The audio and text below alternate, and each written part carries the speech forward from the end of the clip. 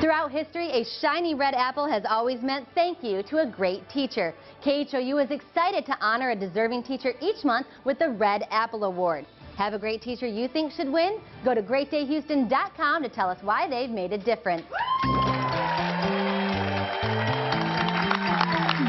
Welcome back to Great Day. It's funny, we have a very clear policy here at our company where you can't drink on the job, and I'm wondering if I have an excuse note, just because it's, you know, I have to do this. All right, every year there are new trends. Fashion Week showed us what's new in clothes, and we were just at the big Consumer Electronics Show in Vegas unveiling the latest gadgets. But did you know there's also a huge show to unveil the latest, greatest thing in toys? The owners of a Houston toy store, Learning Express, just got back from that show a few days ago. Kristen Janger and Shannon Fritz joined us with their top picks. Just like there's Fashion Week, where we unveil the latest fashions coming out for the next season, there is kind of like a Toy Week, too. Most definitely. Oh, yes, in New York. In New York. What's that convention like? It is a lot of fun, because that's what toys are. It's fun. Yeah. So we go for a week, and we preview what's coming out for the next year, and we get to play with them, get our fingers on them. Yeah, get our orders in, too, so we can start getting them in the store. Yeah. The other thing you guys focus on, not only are they fun, but there are other properties that come to play here, you know, increasing the imagination and encouraging kids physically. There's all kinds of things that happen with these toys besides just play. This year we're noticing a big push towards kind of engineering toys, particularly for girls. Yeah. Some of these products have been around for boys, but the girls are really taking an interest. Yeah, we even saw that with Legos. They have, like, you know, a lot more emphasis for girls and Legos. Yes. Yeah. Well, speaking of, let's take a look at this right here, that circuit board.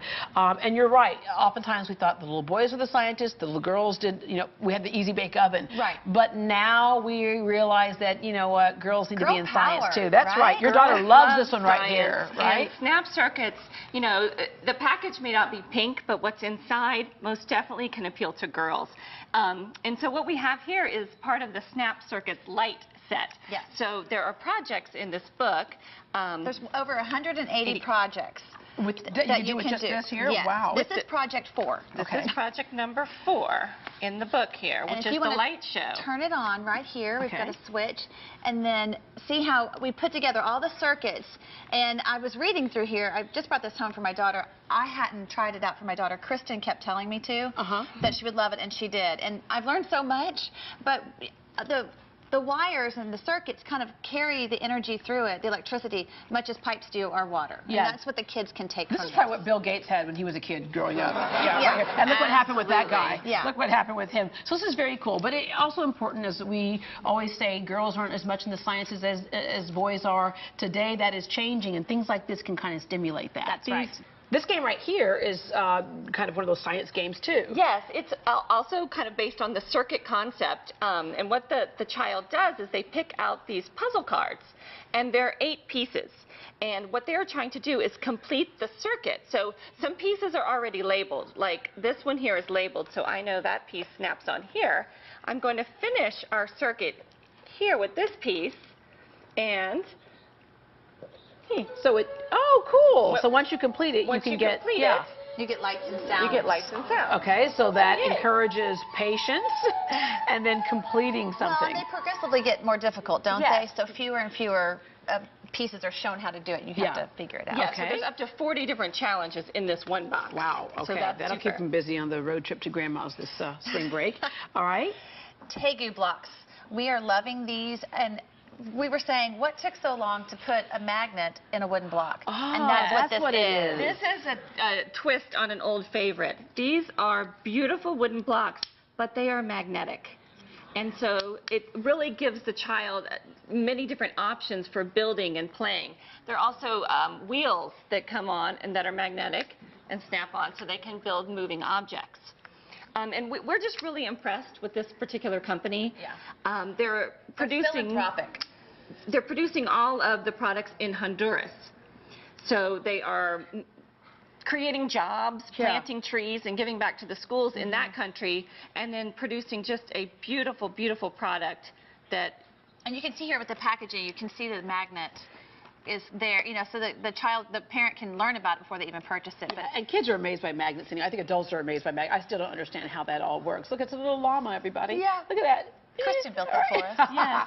Cute. All right, this right here, kids love, and parents do too, because it doesn't cause the mess that sand traditionally does. Right, so this is living sand, and I will tell you, this actual batch of sand my daughter got for Christmas, it hasn't dried out. It hasn't been repackaged or anything. This is from Christmas. So, I mean, it doesn't dry out.